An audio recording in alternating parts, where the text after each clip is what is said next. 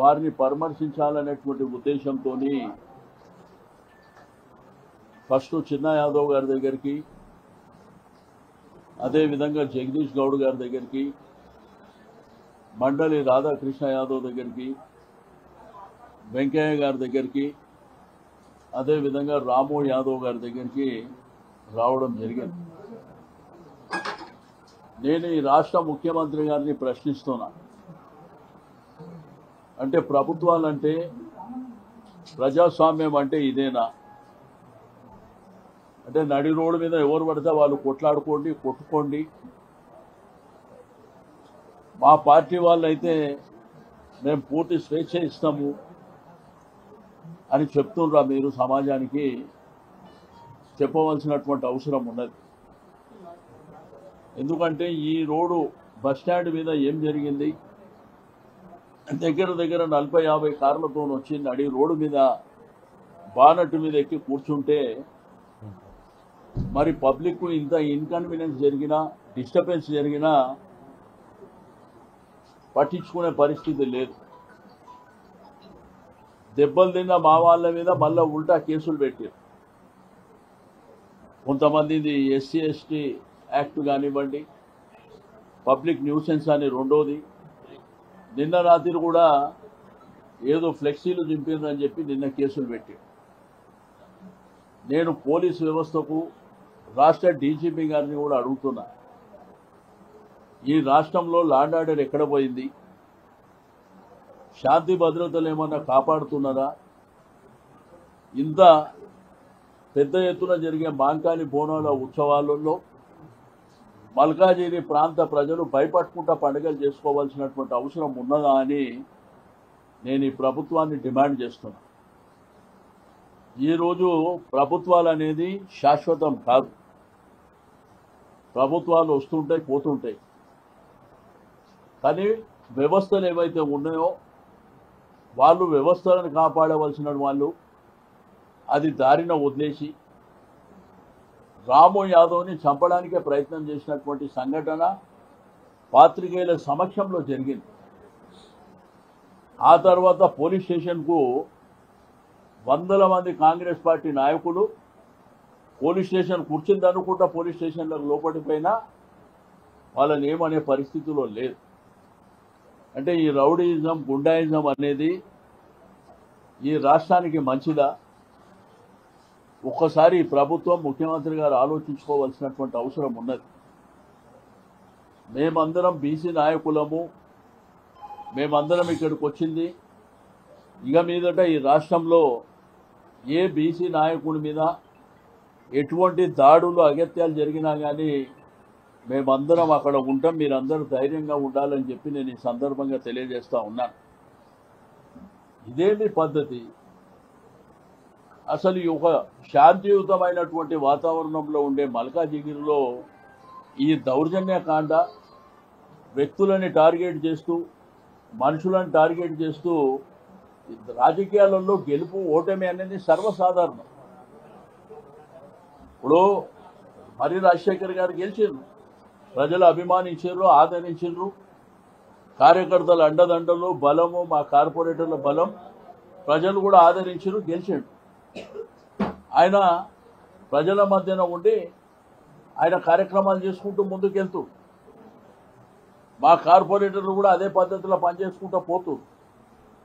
అసలు బోనాల చెక్కుల పంపిణీ అనేది ఈ భారతదేశ చరిత్రలో ప్రవేశపెట్టింది కేసీఆర్ గారు.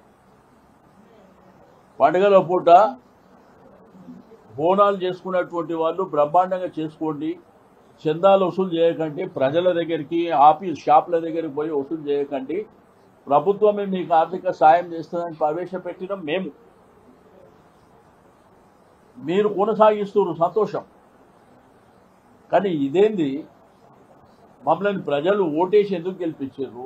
అంటే ప్రోటోకాల్ అక్కర్లేదా? అంటే ముఖ్యమంత్రి గారు కూర్చొని ఉంటే మేము పోయి నువ్వు ఆ సీటు మీద పక్కన జరిగిపో, మేము కూర్చుంటామంటే బాగుంటుందా? ఎవరికైనా ప్రోటోకాల్ అనేది ఒక గౌరవప్రదమైనటువంటి. మా ఎమ్మెల్యే గారు, మా కార్పొరేటర్లు అక్కడ పోయే వరకే వేరే వాళ్ళు అక్కడ కూర్చోరు. అక్కడ వచ్చినటువంటి ప్రభుత్వ విప్పు బీర్ల ఐలయ్య గారు కూడా చెప్పింది ఎమ్మెల్యే గారికి కార్పొరేటర్లకు ఆ ప్లేస్ ఇవ్వండి అని చెప్పిండు వాళ్ళందరి ముంగట్నే. అయినా ఇవ్వకుండా మేము ఓడిపోయినామని వీళ్ళ మీద దౌర్జన్యం చేసి చంపేటువంటి ప్రయత్నం జరుగుతుందంటే ఎవరు ఊరుకునే సమస్య ఉండదు. కొట్లాటనే పరిష్కారం అంటే టీఆర్ఎస్ పార్టీ ఎప్పుడైనా బీఆర్ఎస్ పార్టీ సిద్ధంగా ఉంటుంది. ఎందుకంటే ఉద్యమం నుంచి వచ్చినటువంటి పార్టీ కాబట్టి దయచేసి నేను కోరుకునేది ఒకటే, ప్రజలు ఒక శాంతియుత వాతావరణంలో ప్రశాంతమైనటువంటి జీవితం గడుపుతున్నటువంటి ఈ ప్రాంతంలో మరి ఈ గుండాయిజాలు, రౌడీజాలు, దౌర్జన్యాలు, కొట్టడము, తిరిగి మళ్ళీ కేసులు పెట్టడం, పోలీస్ వ్యవస్థ కూడా దెబ్బలు తిన్న వాళ్ళ మీద, ఇబ్బంది పడ్డ వాళ్ళ మీదే కేసులు పెట్టడం, మరి ఈ విధమైనటువంటి మరి పద్ధతి వాళ్ళ మాన్యువల్లో ఎక్కడుందో నాకు అర్థం కాలే. కానీ ఇక మీదట ఇవి సాగవు. ఇక మీదట ఇదే విధంగా కొనసాగిస్తే తప్పకుండా చట్టసభలు ఉన్నాయి, చట్టసభల్లో ఫైట్ చేస్తాం, అవసరం అనుకుంటే న్యాయ పోరాటం చేస్తాం. కాబట్టి విఘ్నులైనటువంటి మల్కాజిగిరి ప్రజలు ఆలోచించుకోవాలి, ఇది మన సాంప్రదాయమా, మన పద్ధతులా? మనము ఒక 70-80 సంవత్సరాల నుంచి మల్కాజిగిరి గ్రామంగా ఉన్నప్పటి నుంచి ఇప్పుడు పట్టణంగా హైదరాబాద్ సిటీ సెంటర్లో వచ్చినటువంటి వాతావరణంలో దీన్ని ఎవరన్నా సమర్థిస్తారా? ఒకసారి ప్రజలు ఆలోచన చేసుకోవాల్సినటువంటి అవసరం ఉన్నది. మాట్లాడితే బూతు మాటలు మాట్లాడితే దౌర్జన్యాలు చేయడం, ఎక్కడ పడితే అక్కడ 40-50 బండ్లు వేసుకొని తిరగడం, ఇది మంచి పద్ధతి కాదు. ప్రజలకు ఇన్కన్వీనియన్స్ అయ్యేటువంటి అంశాలని ఓకే, రాజకీయాలలో ఎట్లుండాలి, స్పోర్టివ్గా ఉండాలి. ఓసారి ఓడుతాం, ఓసారి గెలుస్తాం. ప్రజల అభిమానం చూరగొనడానికి మన ప్రయత్నం ఏందో అది చేసుకొని పోవాలి. కానీ ఈ దౌర్జన్య కాండని మాత్రం రాష్ట్ర వ్యాప్తంగా కూడా నిన్న ప్రశాంత్ రెడ్డి ఇంటి దగ్గర అదే జరిగింది.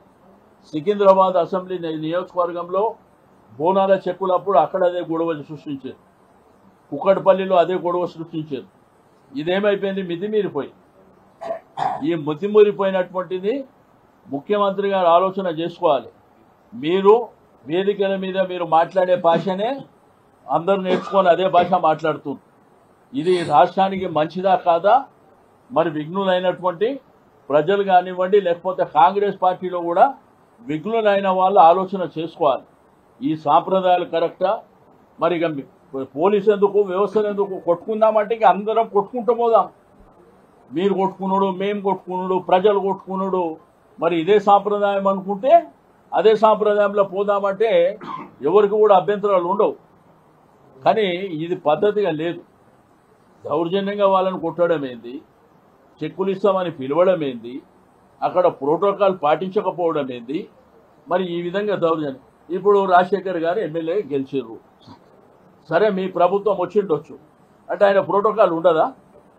మా కార్పొరేటర్లు ఉన్నారు, ప్రోటోకాల్ ఉండదా? ఇప్పుడు మా కార్యకర్తలు, మా నాయకులు, మా మాజీ కార్పొరేటర్లు ఒకే వేదిక మీద ఎక్కద్దంటే ఎక్కరు. అది ప్రోటోకాల్ కాదు. కాబట్టి అది పాటించవలసినటువంటి అవసరం ఉన్నది. ఏదైనా కానీ ఇక మాకు అధికారం శాశ్వతం, మేము ఏదైనా చేయగలుగుతాం అనుకుంటే ఇక మీ కర్మ, మిమ్మల్ని ఎవరు కాపాడలేరు. తప్పకుండా భవిష్యత్తులో ప్రజలు అన్నీ నిర్ణయిస్తారు. కాబట్టి ఈరోజు మా టీం అంతా అందరి దగ్గరికి వెళ్ళినాం, పరామర్శించినాం, వాళ్ళకి ధైర్యం చెప్పినాం. మేము ప్రజలకు కూడా ధైర్యం చెప్తున్నాం, మీరు పండుగలు ప్రశాంతంగా జరుపుకోండి. ఇవన్నీ జరుగుతూనే ఉంటాయి, రాజకీయాలలో ఇవన్నీ నడుస్తున్నాయి. కానీ కొత్త సాంప్రదాయం వచ్చింది తెలంగాణ. ఏడబడతాడ దౌర్జన్యాలు చేయడం, ఇండ్ల మీద కొట్టడం. ఇప్పుడు మొన్న ప్రశాంత్ రెడ్డి ఇంటి మీదకి పోయి దౌర్జన్యం చేయడం. ఎక్కడ పోతున్నాము? 10 సంవత్సరాలు కేసీఆర్ గారి ప్రభుత్వం పరిపాలన చేసినప్పుడు ఏ రోజన్నా ప్రతిపక్షానికి సంబంధించినటువంటి నాయకులు ఇళ్ల మీదకి మేము పోవడం కానీ, మీటింగ్లలో గొడవ జరగడం కానీ ఏదన్నా సాంప్రదాయం చూసిండ్రా? ఇది కొత్త సాంప్రదాయానికి నాంది పలుకుతుంది. బట్ ఇది ఏమవుతుందంటే అల్టిమేట్గా పక్క రాష్ట్రాలు కానీ భారతదేశం ముంగట మన రాష్ట్రమే అవమానాల పాలవుతుంది. వాళ్ళు కూడా రేపు చిన్న చూపు చూసేటువంటి ప్రమాదం ఉన్నది. కాబట్టి నేను దయచేసి పోలీస్ యంత్రాంగానికి, ముఖ్యమంత్రి గారికి నేను డిమాండ్ చేస్తున్నా, ఎవరైతే ఈ యొక్క చర్యలో పాల్పడ్డారో వాళ్ళ మీద కేసులు ఫైల్ చేయండి, వాళ్ళ మీద చర్యలు తీసుకోండి. రెండోది, ప్రజాస్వామ్యవాదులంతా దీన్ని ఖండించవలసినటువంటి అవసరం ఉంది. పార్టీలు వేరైనప్పటికీ వ్యవస్థలో చాలామంది ఉంటారు, రాజకీయాలకు సంబంధం లేని వాళ్ళు కూడా చాలామంది ఉంటారు. దీన్ని తప్పకుండా అందరూ ఖండం చేయవలసినటువంటి అవసరం ఉన్నది. ఇక మేము కక్షలు పెంచుకుంటూ పోతాం, మనుషులను చంపేస్తాం, మనుషులని ఎక్కడ పడితే అక్కడ కొడతాం అనుకుంటే డెమోక్రసీలో ఎవరు ఒక్కోసారి రెవల్యూషన్ వచ్చిందంటే పీఠాలు కదిలిపోతే అది గమనించుకోవాల్సినటువంటి అవసరం ఉన్నదని చెప్పి నేను ఈ సందర్భంగా తెలియజేస్తా ఉన్నాను. ఇప్పుడు మా పెద్దలు వేణుగోపాలాచారి గారు శాసన మండలిలో ప్రతిపక్ష నాయకులైనటువంటి మా పెద్దలు మాజీ స్పీకర్ మధుసూదనాచారి గారు మాట్లాడుతారు. అదే ముఖ్యమంత్రి గారిని అడుగుతున్నా, ముఖ్యమంత్రి గారిని దాడిలే పరిష్కారం అనుకుంటే అన్నిటికీ సిద్ధంగా ఉంటాం, కానీ ముఖ్యమంత్రి గారిని అడుగుతున్నా, రాష్ట్ర ఇమేజు హైదరాబాద్ బ్రాండ్ ఇమేజ్ దీంతో పెరుగుతుందా నాశనం అవుతుందా ముఖ్యమంత్రి గారు ఆలోచించుకొని చెప్పవలసినటువంటి అవసరం ఉన్నది. అంతేగాని మీకు మీరుగా వాళ్ళని దాడి చేస్తాం వీళ్ళని దాడి చేస్తామంటే మేము కూడా అదే మాట చెప్పడం ఎంత పెద్ద విషయం అండి. మాదే లేదా, మందబలం లేదా, మనుషులు లేరా, అన్నీ ఉన్నాయి. బట్ ఇది కాపాడుకొని వచ్చినటువంటి తెలంగాణ రాష్ట్రాన్ని, సాధించిన తెలంగాణ రాష్ట్రాన్ని, మన రాష్ట్రం బ్రాండ్ ఇమేజ్ని విశ్వవ్యాప్తం చేసినాం మేము. మరి ఇది దాడులు చేస్తాము, ఇల్లులు ముట్టడి చేస్తామంటే దీంతో ఈ రాష్ట్రం ఇమేజ్ పెరుగుతుందా, ఈ హైదరాబాద్ బ్రాండ్ ఇమేజ్ పెరుగుతుందా, లేకపోతే సంకనాగిపోతుందా ముఖ్యమంత్రి గారు ఆలోచన చేసుకోవాలి.